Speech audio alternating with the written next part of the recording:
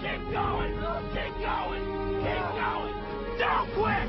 Don't quit! Don't quit! Call it whatever you want. It's already a $100 billion a year business. A business that you can do part-time or full-time and can be started at home with no large capital outlay, low overhead, no employees, and no special business expertise or technical skills. A business that allows you to work your hours for your goals.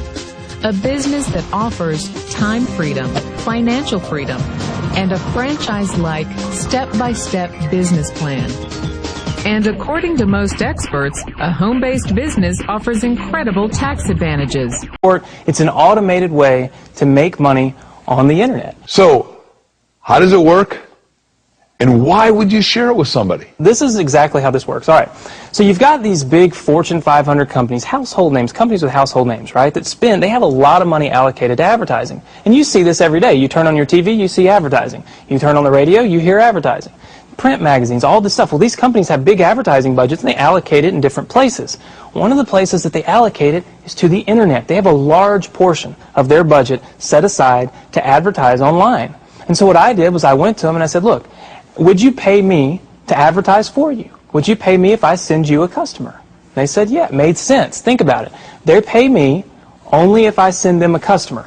It's results-oriented. Right. It's performance-based. It made a lot of sense to them. Instead of paying to be seen, they're paying for customers, right? So they allocate a large portion of their budget to advertising this way. And what I do is I go promote these companies. I don't have to work against them. I don't have to build a business and try to compete with these monster companies. I work with them. They've already got it going. Right. I'm helping them. I send them customers, and in turn, they send me a check. They pay me for sending them customers. So they're elated. You know, when they get a new customer, they're excited. They don't mind paying me.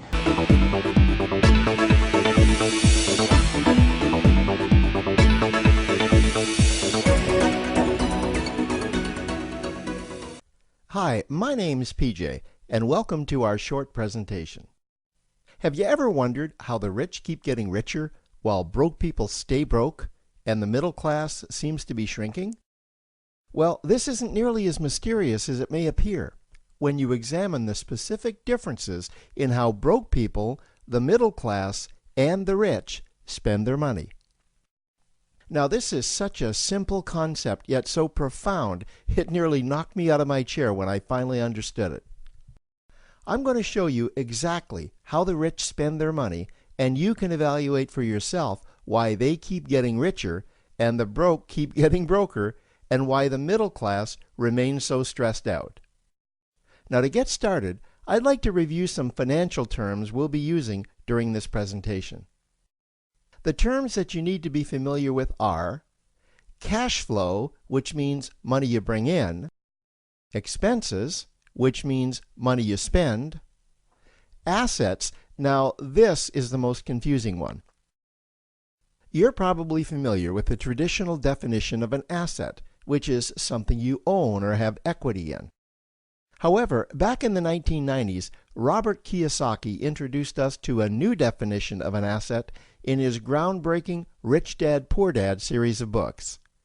Robert taught us that an asset is something that pays you, and that's the definition we'll be using here.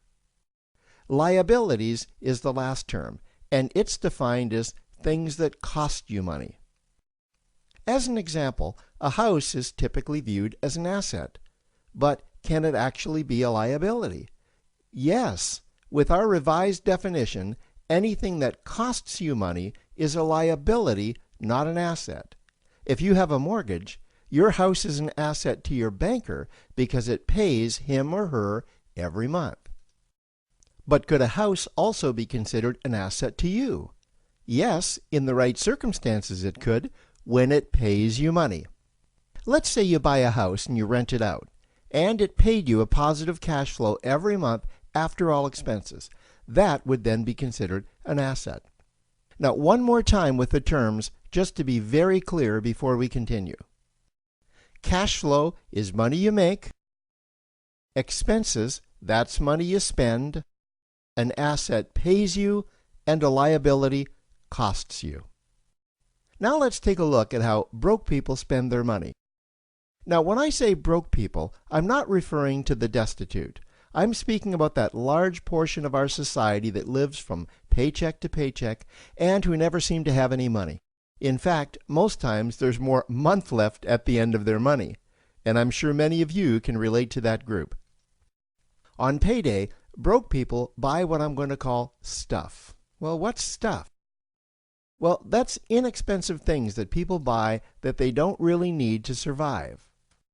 You go into someone's house and you can't find any counter or tabletop space in the whole house because of all the stuff on it.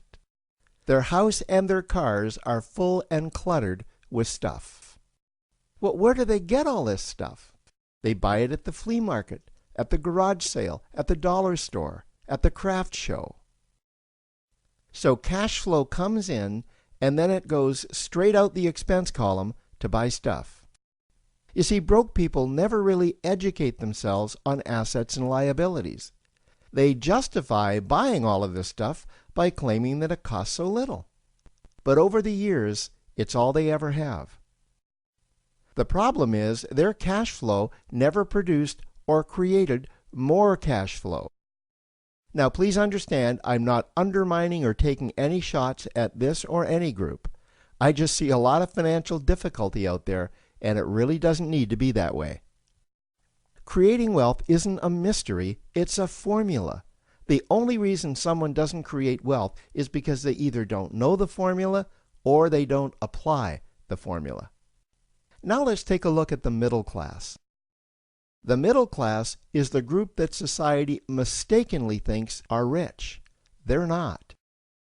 Yes, they typically earn a six-figure income, and many of them appear rich, but it's what they buy with their money that keeps them prisoners of the middle class. What they typically buy are liabilities. Remember the definition of a liability? Things that cost you. By buying liabilities, the money gets pushed up and out their expense column.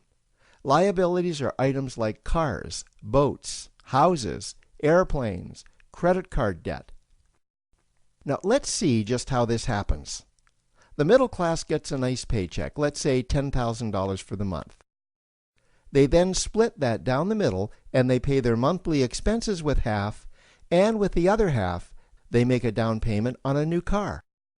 The car costs $5,000 down, and after they add on the insurance and the maintenance, that liability now costs $1,100 new dollars every single month. A few months go by, and they want a boat, then a vacation home, a Rolex watch on their credit card, a vacation on their credit card. And before you know it, their liabilities have raised their expense levels to near or above their income levels. They actually spend equal to or more than they make. Meaning that they have to go to work and make a certain amount of money every single month just to cover their liabilities. The other important issue with both broke people and the middle class is that normally all of their cash flow is dependent on their own effort. Meaning that they've educated themselves to exchange their knowledge and expertise for someone's money. Also, the money they earn is usually the highest taxed form of income. Here's an example. An attorney is knowledgeable about law, so people pay him or her in exchange for that knowledge on an hourly basis. The problem here is that if the attorney isn't sharing that knowledge with a client, then the attorney isn't making any money. This causes lots of stress and anxiety in their lives, and if you ever ask them to take an afternoon off to play golf with you, well, they very rarely can because of how much money it'll cost them to take that time off. On the surface, life's pretty good. The reality is that it's a roller coaster ride. That's the middle class. Now, I know this group very well because for a great deal of my adult life, that was me. Now let's take a look at how the rich people spend their money. Rich people acquire assets. Again, an asset is something that pays you. If you want to become rich, buy assets that earn you more money. The money cycle looks like this. Acquire assets that produce cash flow, invest the profits to acquire more assets that produce more cash flow, invest those profits to acquire more assets that produce more cash flow. The rich spend their money and acquire things that produce more money. Here are a few examples of assets that produce more money. Investments are the obvious ones: stocks, bonds, real estate. Education is another asset. If you learn how to do something that produces more money for you and you actually do it, that's buying an asset. There's a great quote that goes, "If you think education is expensive, you should see how expensive stupidity is." Another example of assets you can acquire that pay you are cash-generating opportunities, especially those opportunities that can create a passive cash flow. Passive meaning that once you build it up, the money continues to flow whether you're still building it or not. Here's a small example. Let's suppose you bought a pinball machine and you put it in a barber shop, and you don't spend any of the profits. You save them until you can buy another pinball machine and put it in another barber shop. This, by the way, was Warren Buffett's first business. If you don't know who Warren Buffett is, he's one of the top 2 richest men in America. The rich are extremely eager to find those passive cash-generating opportunities because those opportunities continue to pay them month after month, year after year, long after they've stopped working the opportunity. You know, I see this happen again and again with successful entrepreneurs. They find a passive cash flow stream that they build up, and it continues to pay them month after month, year after year. They then take those profits and multiply them in another passive cash-generating opportunity, and then again in another. In conclusion, here's what I've learned over the years. You can't find these passive cash-generating opportunities unless you're open to hearing about them. Then, once you find them, you must be willing to see what fits you and then act. Now, the reason I say this is that I once answered a hokey little ad that I ended up generating 7 figures from, simply because I answered that ad and then took action. These opportunities are out there, you just need to find them. You also must be opportunistic enough that when the right situation does present itself, you don't miss it. So remember, broke people buy stuff, the middle class buy liabilities, and the rich acquire assets, preferably cash-generating opportunities that can create passive cash flow. They then take that cash flow and invest it in another asset that produces more cash flow. That's the wealth creation formula. Now, I trust you found this introductory information helpful. Now, to learn about one of the greatest cash-generating machines on the planet, click on the link below to proceed to step 2.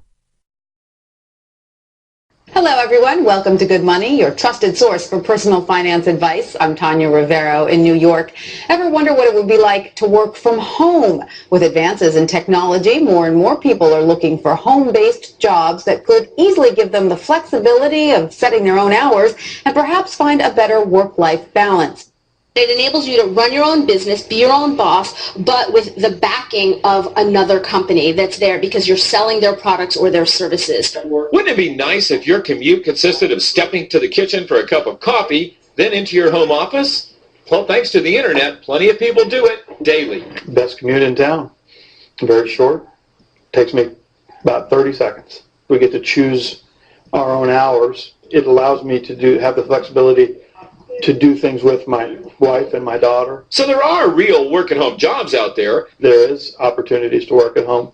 You just need to find out what type of an opportunity you're best suited for and research it and pursue it. For Money Talks, I'm Stacy Johnson. After I had my son, I just never saw him anymore. I was giving him to the babysitter before dawn and picking him up after dark. So Patty found a way to work from home, because working from home gives her the time to raise her 4-year-old son and 2-year-old daughter. I think it's the best of all worlds because you do get to spend your life with your kids. I just love to talk with my kids. I love to see them develop. Advice for other moms who want to get into a work-at-home business? Research and just take a look and keep your mind open to find a different opportunity.